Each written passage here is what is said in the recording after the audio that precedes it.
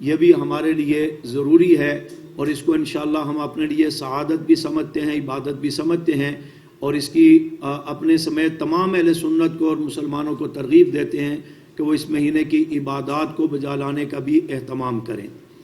اس کے ساتھ ساتھ یہ عرض کروں گا کہ محرم الحرام کے مہینہ میں بدقسمتی سے کچھ عرصہ سے ایک مخصوص فرقہ کی طرف سے اپنے مذہبی تشخص کو برقرار رکھنے کے لیے، اپنے مخصوص نظریات کی ترویج کے لیے غیر اسلامی اور غیر اخلاقی انداز اپنا کر اس مہینے کے تقدس کو پامال کیا جا رہا ہے، جس میں دیگر ممالک میں بھی اور خصوصاً ملک پاکستان میں جب محرم الحرام کا مہینہ آتا ہے تو آپ دیکھتے ہیں کہ باقاعدہ پورے ملک کی فورسز متحرک ہو جاتی ہیں، پورے ملک کے ادارے متحرک ہو جاتے ہیں، اور ایسا ماحول ہوتا ہے کہ اللہ معاف فرمائے جیسے کوئی دشمن ملک پر حملہ کرنے لگا ہے۔ اس انداز میں پورے ملک میں فوج بھی، رینجرز بھی، پولیس بھی اور دیگر بھی فورسز جو ہے وہ اپنی ڈیوٹیاں سر انجام دے رہے ہوتے ہیں۔ سوال ہے کہ یہ کیوں اور کس لیے؟ یہ کوئی ایسا عمل ہے کہ جس کا اسلام میں جواز ہے، یا پاکستان کے آئین میں، یا مسلمانوں کے لیے کوئی ایسا عمل ہے کہ اس کے بغیر وقت نہیں گزر سکتا، اس وجہ سے یہ سارا کیا جاتا ہے؟ ایسا حالانکہ نہیں ہے۔ جو مخصوص فرقہ اس پر عمل پیرا ہے، ان کے مذہب میں بھی دیکھا جائے تو ان کے بڑوں کی تعلیمات میں بھی اس کا کوئی جواز نہیں۔ یہ صرف اپنا مذہبی تشخص برقرار رکھنے کے لیے حضرت حسین رضی اللہ تعالیٰ کی محبت کا لیبل لگا کر بد امنی کا ماحول پیدا کیا جاتا ہے، جس کی جتنی مذمت کی جائے وہ کم ہے۔ اس اعتبار سے بھی کہ اس میں حضرت حسین رضی اللہ تعالیٰ کی محبت کا لیبل لگا کر اصحاب رسول اور دیگر مقدس شخصیات کی گستاخیاں کی جاتی ہیں، اور وہ گستاخیوں کا عمل اتنا گھنونا ہے، اتنا خطرناک ہے کہ ہم اس کو اپنی زبان پر لانا اپنے لیے مشکل اور عار سمجھتے ہیں۔ یعنی کہ آپ دیکھیں چند دن پہلے 26 تاریخ کو اسی مذہبی فرقے سے تعلق رکھنے والے عمائدین نے اسلام آباد میں آ کر تحفظ عزاداری کے نام سے ایک پروگرام کیا، اور اس نے اپنے آپ کو بڑا مظلوم بنایا کہ یہ ہمارا آئینی حق ہے، ہمارا مذہبی حق ہے، ہمارے اوپر FIRs درج کر کے ہمیں روکا جا رہا ہے، اور ذاکرین پر پابندی لگائی جا رہی ہے، جلوسوں پر پابندی لگائی جا رہی ہے، ایسا کیا جا رہا ہے، ایسا کیا جا رہا ہے، جبکہ حقیقت نہیں۔ آپ ایک ذمہ دار ادارے سے تعلق رکھتے ہیں، یعنی کہ صحافت ایک ذمہ دار ملک کے اداروں میں سے ایک اہم ستون ہے۔ آپ اس کے لیے دیکھیں کہ جو FIRیں درج کروائی گئی ہیں ان میں جو الفاظ لکھے گئے ہیں سرکاری طور پر، یہ FIR تھانے میں سرکاری ریکارڈ پر موجود ہیں۔ اس میں آپ خود پڑھ لیں یا تھانے والوں سے پوچھ لیں کہ وہ کیا تحفظ عزاداری کرنا چاہ رہے تھے یا تحفظ غداری، اسلام سے غداری کا تحفظ دینا چاہ رہے ہیں، گستاخیوں کو تحفظ دینا چاہ رہے ہیں، اور رونا یہ روتے ہیں کہ ہمارے اوپر جناب پابندی لگائی جاتی ہے، ہم تو کچھ نہیں کرتے، ہمارا حق ہم سے چھینا جا رہا ہے۔ اسی انداز میں یہ تصویر اگر آپ دیکھنا چاہیں گے تو اس چیز کو بھی آپ دیکھ لیں۔ صحابہ کرام یا صحابیات ازواج مطہرات کو عام فاحشہ عورتوں کی تصویریں بنا کر ان کے اوپر نام صحابہ کرام اور ازواج مطہرات کے لکھ کر، اتنی غلیظ زبان ہے، ابھی آپ کے ہاتھ میں دیا جائے گا، اگر آپ اس کو دیکھ سکیں، ہمت ہے، بحیثیت مسلمان، تو آپ کو سمجھ آئے گی کہ یہ جو یعنی کہ دھوکہ دیا جا رہا ہے کہ جناب ہماری عزاداری کو روکا جا رہا ہے۔ عزاداری کو کس نے روکا ہے؟ میں تو اس کے لیے کئی بار بیانات میں کہہ چکا ہوں، بھئی ہر مذہب کو اپنے مذہبی عبادات پر عمل کرنے کا پورا حق ہے، مسلمان ہے یا غیر مسلم ہے، اقلیت ہے، کسی بھی اعتبار سے، لیکن ایک تو یہ کہ وہ عبادت خانوں میں رہ کر سارے مذاہب کے لوگ اپنے عبادت خانوں میں کرتے ہیں، اس عبادت خانے میں رہ کر جو ان کا طریقہ کار ہے اس پر عمل کریں۔ اور دوسرا بات یہ ہے کہ عزاداری کا تحفظ ہم نے پہلے یا آج کبھی کہا ہو کہ جی عزاداری بند کر دو، ماتمی جلوس جو ہے یا ماتم کرنا بند کر دو؟ ماتمی جلوسوں کا تو ضرور ہے کہ وہ بدامنی کا سبب بھی ہیں، اور شہروں کو بند کیا جاتا ہے۔ اپنے گھر میں آدمی نہیں داخل ہو سکتا ہے جس کے اس گلی کے اندر گھر ہے، اسپتال جانے والے اسپتال نہیں جا سکتے، ان کو روک دیا جاتا ہے کہ یہاں عزاداری کا جلوس ہے۔ تو یہ تو باقیوں کے حقوق کو پامال کرنے والی بات ہے، اس کا کوئی تصور نہ اسلام میں ہے، نہ آئین پاکستان میں، اور نہ اخلاق اس چیز کی اجازت دیتے ہیں کہ آپ اپنی دکان پر نہیں جا سکتے، اپنی مسجد میں نماز پڑھنے نہیں جا سکتے، اپنے گھر نہیں جا سکتے، خدا نخواستہ کوئی بیمار ہے تو آپ اسپتال میں نہیں جا سکتے۔ اس کا کیا جواز ہے؟ باقی آپ عزاداری کرتے ہیں تو اپنے امامباڑوں میں عبادت خانوں میں کریں، اور اگر آپ کو اپنے ہاتھوں سے نہیں ہو سکتی، آپ کا دل اس پہ پورا نہیں ہوتا، تو وہ عزاداری ہمیں دیں، ہم آپ کو کر کے دیتے ہیں۔ وہ جو چھریاں چاقو یہ مارے جاتے ہیں اپنے ہاتھوں سے، وہ ہمیں دیں، ہم اس کے اوپر آپ کے اس عمل کو پورا کر دیتے ہیں تاکہ سب کی جان چھوٹ جائے، امن قائم ہو جائے۔ یہ کون سی بات ہے کہ میرے دروازے پر آ کر کے کہا جائے جی ہمیں عزاداری سے روکا جا رہا ہے؟ ہر ایک کا اپنا حق ہے۔ آپ کسی کے دروازے پر جا کر اپنی عبادت نہ کرتے ہیں نہ کر سکتے ہیں، تو کسی کو بھی یہ حق نہیں ہے کہ وہ آپ کے دروازے پر آ کر اپنا حق جتائے کہ جناب ہم نے یہاں عزاداری کرنی۔ اس چیز کی ہم شدید مذمت بھی کرتے ہیں، اور اسی آڑ میں پھر یہ گستاخیاں کی جاتی ہیں جس سے اہل سنت مسلمانوں کی دل آزاری ہوتی ہے، اور مسلمان اس پر سراپا احتجاج ہیں۔ آپ کے علم میں ہوگا کہ اسلام آباد میں ترلائی کا علاقہ اور اشال دتا کا علاقہ یہ گستاخوں کے مرکز بن چکے ہیں۔ ملک بھر سے بڑے بڑے گستاخوں کو لاکھوں روپیہ دے کر کے یہاں بلایا جاتا ہے، اور بعض حکمرانوں کے اہلکاروں کی سرپرستی میں گستاخیاں کروائی جاتی ہیں۔ گزشتہ سے پیوستہ محرم الحرام میں 4 محرم کو جو گستاخی ہوئی ترلائی میں، ابھی تک وہ ملزم گرفتار نہیں ہو سکا، اس کو ملک سے فرار کروا دیا گیا۔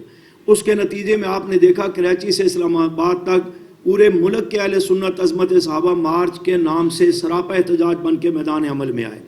ہم آج کی اس پریس کانفرنس کے حوالے سے حکمرانوں کو بھی، انتظامیوں کو بھی، اداروں کو بھی خبردار کر رہے ہیں کہ کسی کی عبادت کو روکنا یا بدامنی کا کوئی ہماری طرف سے پیغام دینا نہ پہلے ہوا ہے نہ آئندہ ہوگا، لیکن عبادت کی آڑ میں، مذہب کی آڑ میں، یا حضرت حسین رضی اللہ عنہ کی محبت کی آڑ میں صحابہ کرام رضوان اللہ تعالی مجمعین کو طعن و تشنیع کا نشانہ بنایا جا رہا ہے، اور اگر یہ سلسلہ نہ رکا تو اہل سنت سراپا احتجاج ہوں گے، اور حالات کی ذمہ داری جو ہے وہ حکمرانوں پر، انتظامیہ پر ہوگی۔ ہم نے کبھی بھی آغاز کرتے ہوئے کوئی بدامنی کا پہلے بھی قدم نہیں اٹھایا، آئندہ بھی ہم ایسا کوئی پروگرام نہیں رکھتے ہیں۔ یہ ہمارا ملک ہے، اس کا تحفظ اور اس کے املاک کا تحفظ یہ ہماری ذمہ داری ہے۔ ضمناً یہ بات بھی عرض کرتا جاؤں، 10 محرم کو پورا ملک جو بند کیا جاتا ہے، ایک دن پورا ملک صرف ایک عزاداری کے تحفظ کے لیے، ایک اقلیت کے مذہبی رسم کو محفوظ کرنے کے لیے یا تحفظ دینے کے لیے ملک کا کروڑوں کا نقصان ہوتا ہے، اربوں کا نقصان ہوتا ہے، ٹیکس وصول نہیں ہوتے، بجلی اپنا مارکیٹیں بند ہوتی ہیں جو عوام کا نقصان ہے۔ اسی انداز کے اندر اور بہت سارے نقصانات ہیں جو ایک دن میں نقصانات اہل سنت کے یا پاکستان کو اٹھانے پڑتے ہیں۔ اس کا کیا جواز ہے؟ کس بنیاد پر ایسا کیا جاتا ہے؟ اور پھر دوسری طرف اکثریت کے مذہبی شخصیات کو نشانہ بنا کر ان کو گالم گلوچ، ان کو طعن و تشنیع کا نشانہ، یہ کسی صورت برداشت نہیں ہوگا۔ ہم اس کی شدید مذمت کرتے ہیں۔ ابھی بھی FIR اسلام آباد کی ہمارے پاس ہیں، ملک کے دیگر حصوں میں ہیں، اور زیادتی کی انتہا آپ دیکھیں کہ ہم نے حضرت عمر رضی اللہ تعالیٰ جس پر پاکستان کے کسی مسلمان کو اعتراض نہ ہو سکتا ہے نہ ہے، چاہے وہ بریلوی ہے، دیوبندی ہے، اہل حدیث ہے، وہ تو سب کے ایمان کا حصہ ہے، حضرت عمر بھی، حضرت حسین بھی۔ ان کے نام پر ان کو خراج تحسین پیش کرنے کے لیے بینر لگائے گئے، اور کراچی میں وہاں کی انتظامیہ حکومت نے وہ کل سے بینر اتارنا شروع کیے ہیں۔ وہ سندھ حکومت کا چونکہ فرقہ وارانہ ایک مزاج ہے، جو ہمیشہ فرقہ پرور بھی ہے، فرقہ پرستی بھی کرتی ہے، اور اس انداز میں ماحول کو خراب کرنے کے لیے ہر محرم میں گڑبڑ کرتی ہے۔ ہم انہیں بھی یہاں کے حکمرانوں کے ذریعے خبردار کرتے ہیں، اگر کراچی کا جلوس یا پاکستان میں کسی جگہ یکم محرم کا جلوس روکا گیا یا بینر اتارے گئے تو یہ مسلمانوں کی اکثریت کا حق ہے، جس کے اوپر یہ شب خون مارنے کی بات ہے، اس پر ہم سراپا احتجاج ہوں گے۔ اور اگر قائد محترم مولانا احمد الجانوی صاحب دامت برکات عالیہ نے ہمیں حکم دے دیا تو میں حکمرانوں کو اور خصوصاً سندھ حکومت، کراچی انتظامیہ کو خبردار کرنا چاہتا ہوں کہ یہ نہ پھر کہنا کہ یکم محرم صرف ایک جلوس ہے، اس کو روکنا ہے۔ ہم یکم محرم سے لے کر 10 محرم تک روزانہ انشاءاللہ جلوس نکالیں گے، جو حکومت کے روکنے کے لیے نہیں ہوگا، اور پورے ملک میں اگر اس کا اعلان ہو گیا تو انتظامیہ کے لیے اور حکمرانوں کے لیے بہت سارے مسائل پیدا ہو سکتے ہیں۔ اس لیے یہ جانبداری، اکثریت کے حقوق کو پامال کر کے اقلیت کو تحفظ دینا، ان کو خوش کرنا، یہ کوئی انصاف نہیں ہے۔ اس کی جتنی مذمت کی جائے کم ہے۔ اسی انداز میں مشی کے نام سے ایک جلوس کا آغاز بھی پچھلے سال سے کیا گیا، جس میں ہمارے اس راولپنڈی ڈویژن میں خصوصاً چکوال اس کی زد میں بہت زیادہ ہے، ہزاروں کی تعداد میں مرد، عورتیں، بچے، بچیاں نکال کر روڈ پر لائے جا رہے ہیں. یہ کیا پیغام دے رہے ہیں؟ کیا پاکستان کو شام بنانا چاہتے ہیں، ایران بنانا چاہتے ہیں؟ یہ اس طبقے کے لوگوں سے بھی ہم پیغام دیتے ہیں کہ یہ تمہاری بھول ہے. جب تک پاکستان میں الحمدللہ اہل سنت صحابہ کے غلام موجود ہیں، اس طرح کی بدماشی اور اس طرح کی جو ہے غنڈہ گردی جو ہے وہ ہم نہیں چلنے دیں گے. یہ ملک کے اوپر قبضہ کرنے کا سازش ہے، ملک کو میں خانہ جنگی پیدا کرنے کی سازش ہے، انتشار پیدا کرنے کی سازش ہے. اس کو حکمران بھی روکے اور مسلمانوں کا بھی فرض بنتا ہے کہ وہ اس چیز کی یعنی کہ حوصلہ افزائی نہ کریں تاکہ ملک محفوظ ہو سکے اور محرم سمیت پورے سال میں امن برقرار رہ سکے. تو انشاءاللہ ہماری طرف سے پہلے بھی محرم الحرام کو امن و امان کو برقرار رکھنے کے لیے ہم کردار ادا کرتے رہے، آئندہ بھی ہم کردار ادا کریں گے. یہ جو ذاکرین اور علماء خطباء پر پابندی لگا دی جاتی ہے، اس پہ بھی میں عرض کروں گا کہ دیکھیں، تعریف کرنے والوں پر پابندی نہ لگائی جائے، تنقید کرنے والوں پر پابندی لگائی جائے. جو صحابہ کی شان بیان کر رہا ہے، جو حضرت عمر رضی اللہ عنہ کو خراج تحسین پیش کر رہا ہے، اس پہ بھی پابندی ہے. جو صحابہ کی گستاخی کر رہا ہے، گالیاں نکال رہا ہے، اس پہ بھی پابندی ہے. یہ کون سا انصاف ہے؟ یہ کون سا قانون ہے؟ جو دل آزاری پیدا کر رہا ہے، بدامنی پیدا کر رہا ہے، اس کو پابند کیا جائے، اس کو بند کیا جائے. ان کو تو افسران کی آشیرواد حاصل ہوتی ہے اور ان کے اشارے دے دیے جاتے ہیں، جی اس کا نام پابندی سے نکال دو اور اس کو مجلس پڑھنے دی جائے. اور جو شان بیان کر رہا ہوتا ہے اس کے لیے مسائل پیدا کر دیتے ہیں. تو ایسی ہر چیز کی ہم مذمت کریں گے جو بدامنی پیدا کرے. بالخصوصاً گستاخیوں کا سلسلہ بڑھ رہا ہے. حکمران، ادارے، انتظامیہ اس پر غور کریں اور اس حساس مسئلے پر پہلی فرصت میں قانون سازی کر کے ان گستاخوں کی زبانوں کو روکیں. بصورت دیگر اہل سنت احتجاج کا حق محفوظ رکھتے ہیں. اللہ میرا اور آپ کا حامی و ناصر ہو اور اللہ ہمارے اس ملک کی حفاظت فرمائے. کچھ آپ پوچھنا چاہیں گے تو میں عرض کر دوں گا.